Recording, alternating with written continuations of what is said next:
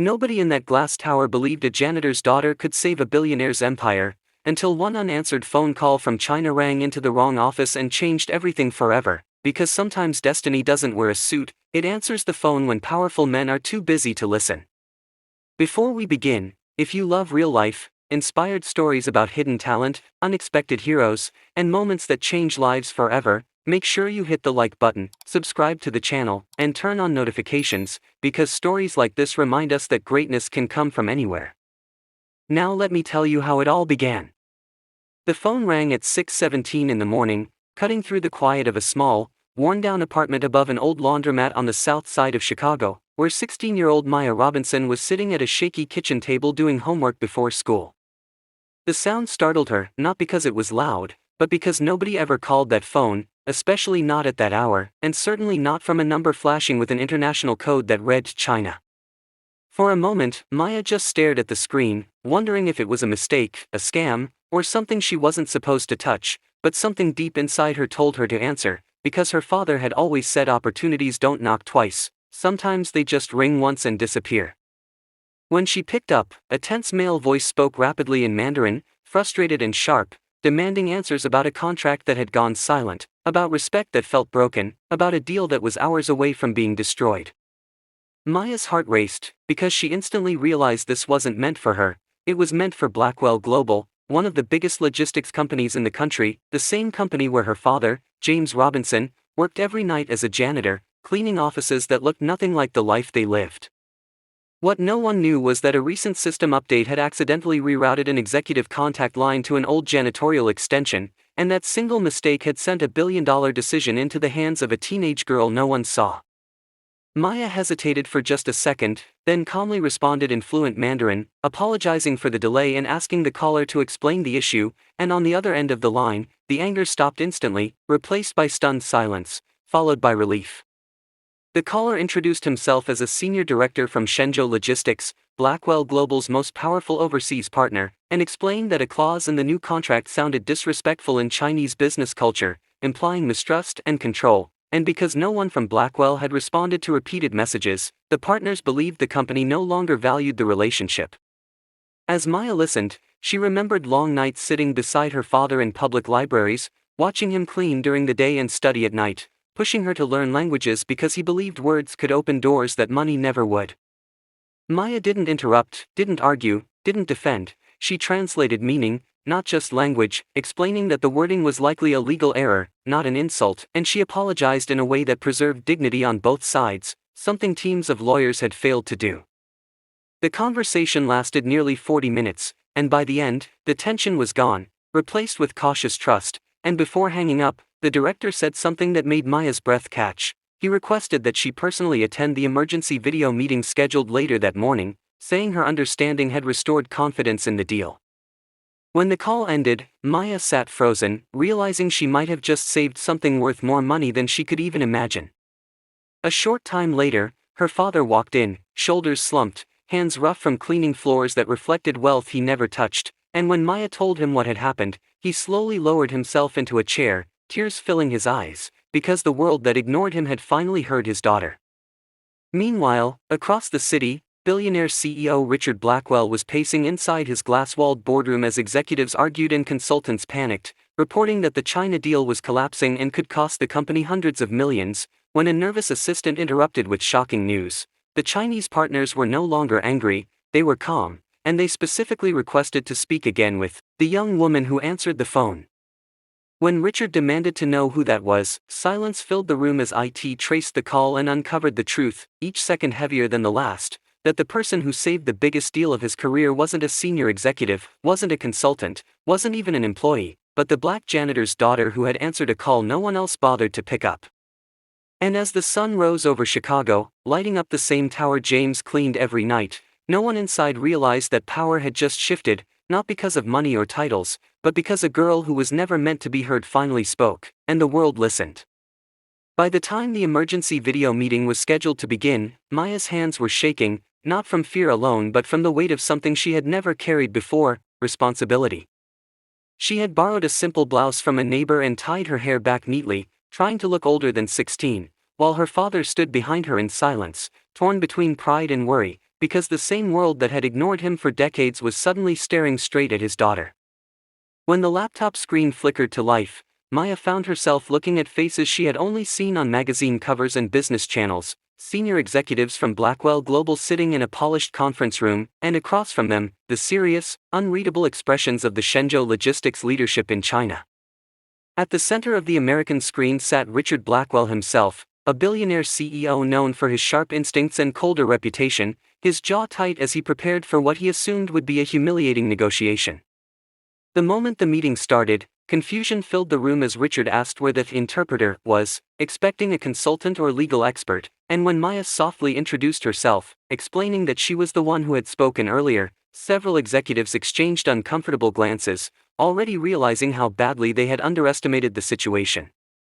Richard's eyes narrowed, not in anger, but disbelief, as he asked who exactly she was, and Maya answered honestly, saying she was James Robinson's daughter, the janitor who cleaned their offices every night.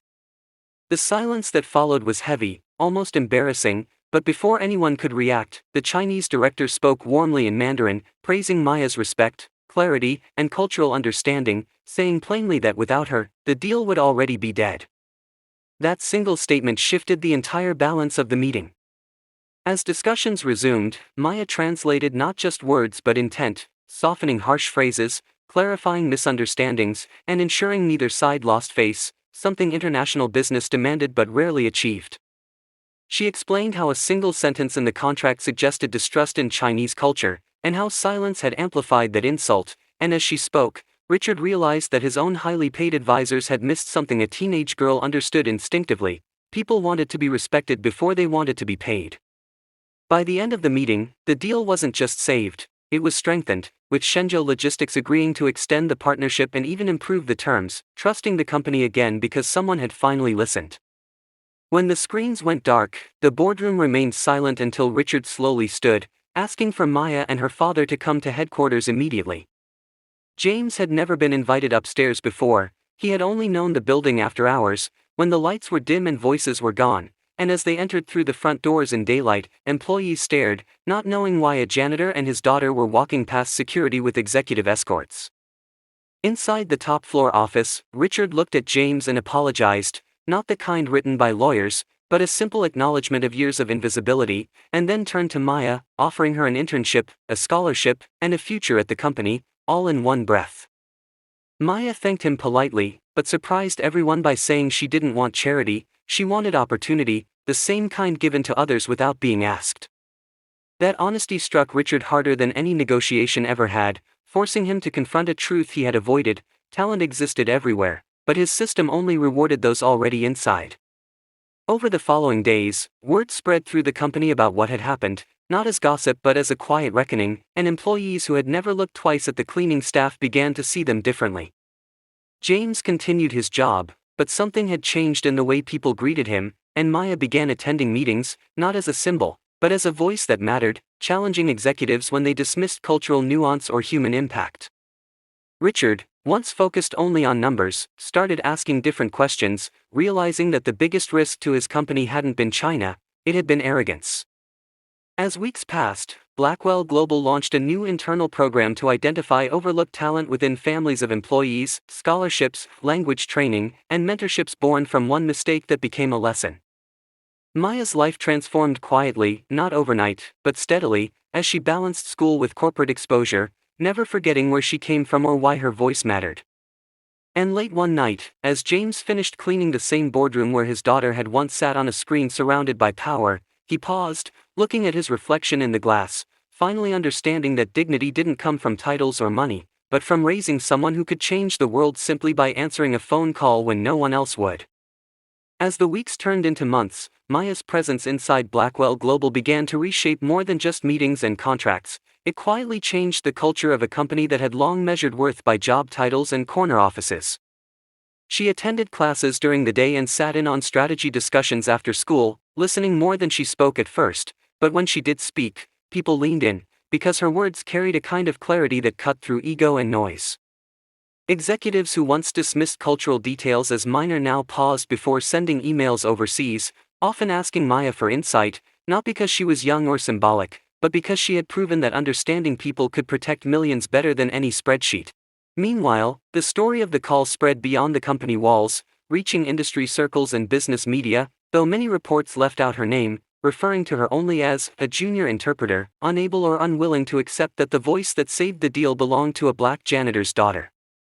Richard Blackwell noticed this omission and, for the first time in his career, corrected the narrative publicly, naming Maya Robinson and crediting her father's influence, something that surprised shareholders but earned respect from employees who had never seen humility from the top. At home, life remained simple, same apartment, same early mornings, but the atmosphere changed, filled with hope instead of survival, as James watched his daughter navigate rooms he had only cleaned, never entered. Maya struggled at times with imposter syndrome, wondering if she truly belonged, until she remembered her father's words about preparation meeting opportunity, realizing she hadn't been lucky, she had been ready. One afternoon, during a tense negotiation with a European partner, Maya again stepped in, pointing out subtle language that could be perceived as dismissive, and when the deal closed smoothly, Richard realized her contribution wasn't an exception, it was a pattern. That realization forced him to look deeper into his company's hiring practices, discovering how many voices had been filtered out long before they could speak, and under pressure from both conscience and results, he authorized sweeping changes, opening pathways for mentorship, apprenticeships, and community partnerships that reflected the real world, not just boardroom assumptions. Employees noticed, not because memos were sent, but because behavior shifted, meetings became more inclusive, and respect stopped being performative. For James, the change was deeply personal. Coworkers now asked about his daughter with genuine interest, and for the first time, he was invited to company events in daylight, not as staff, but as family. Yet Maya never allowed the attention to define her, staying grounded by tutoring other kids in her neighborhood, teaching them the same languages her father had pushed her to learn, telling them that intelligence didn't belong to zip codes. When a reporter finally interviewed her directly, asking how it felt to accidentally save a millionaire CEO's biggest deal, Maya corrected them calmly, saying it wasn't an accident, it was listening, preparation, and respect, things anyone could practice if given the chance. That statement resonated far beyond business circles, inspiring discussions about overlooked talent and systemic blindness, and though Maya never sought to be a symbol, she became one simply by existing in spaces that once excluded her.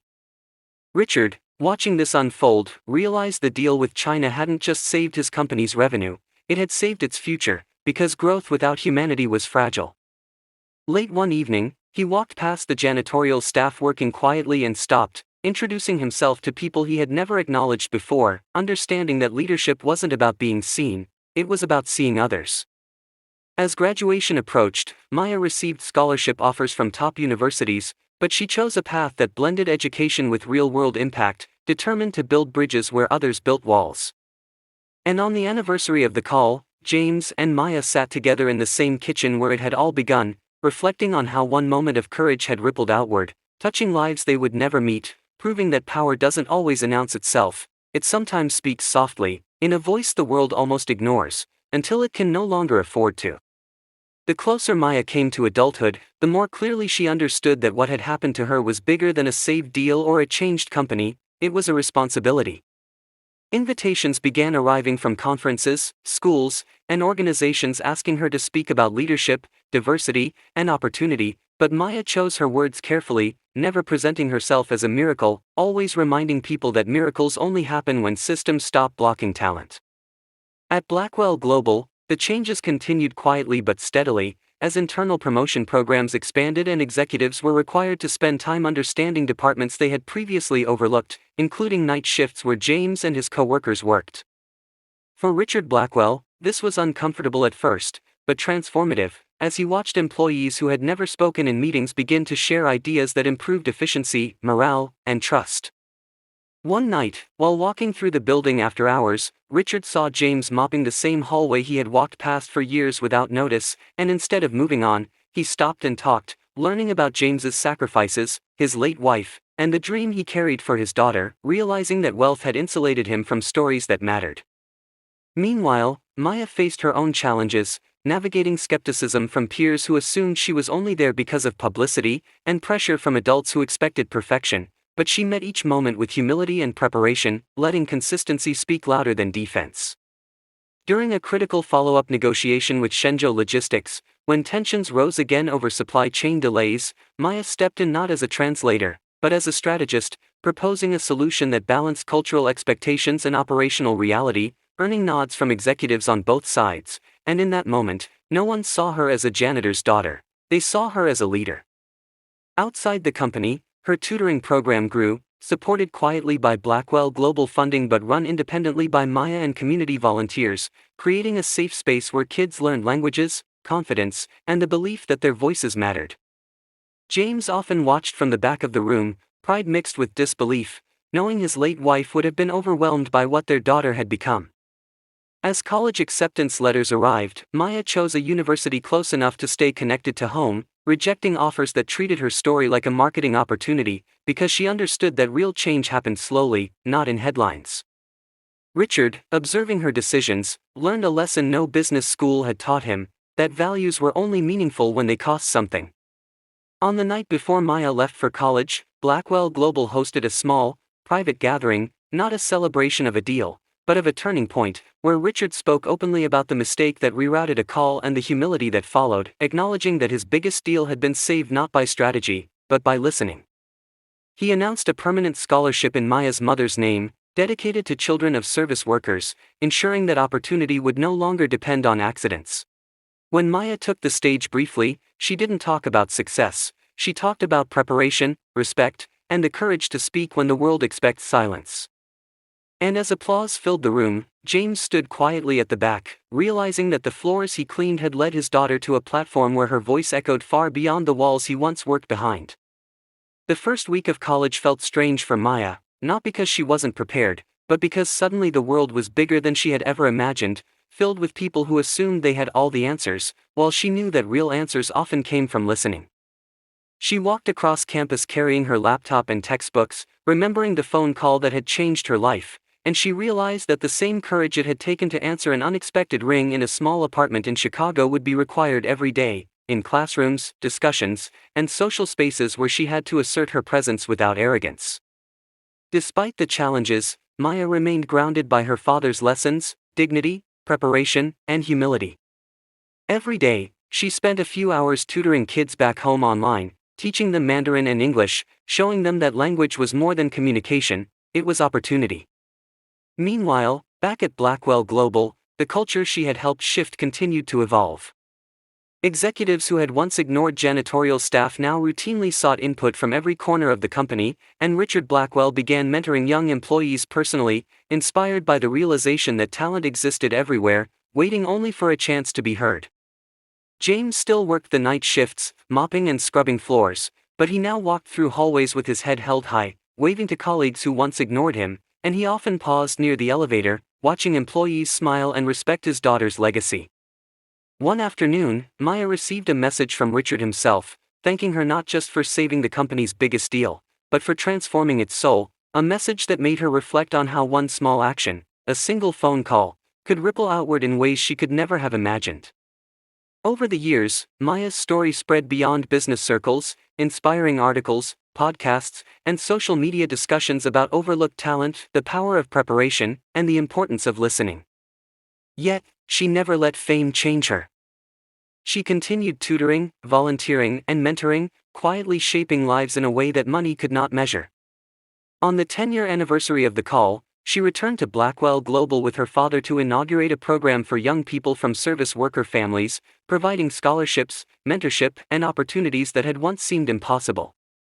Standing together in the same hallways James had cleaned for decades, Maya spoke to a room full of young students and executives, telling them that their voices mattered, that preparation met opportunity in unexpected ways, and that courage wasn't loud, it was consistent, it was persistent, and sometimes, it simply meant answering the phone when the world expected you to stay silent. Richard Blackwell, now a changed man in more ways than one, looked on with pride, realizing that the success of his company no longer rested on spreadsheets or deals alone, it rested on humanity, on listening, on recognizing that greatness often comes from the most unlikely places. James, tears in his eyes, whispered to his daughter, "You did it. You changed more than a deal, you changed the world." And Maya smiled, remembering the long nights of study, the early mornings, and the small apartment where it all began, understanding that life didn't reward titles or privilege, It rewarded courage, preparation, and the choice to speak when no one else would. That single decision, made years earlier on a quiet morning, had not only saved a billionaire's biggest deal but had created ripples that changed a company, inspired a community, and transformed the lives of countless young people who now believed that their voices, too, could move mountains. In the end, Maya's journey was proof that heroes are not always in the spotlight, and that sometimes, the most extraordinary people are the ones the world almost forgets, but cannot ignore when they finally rise.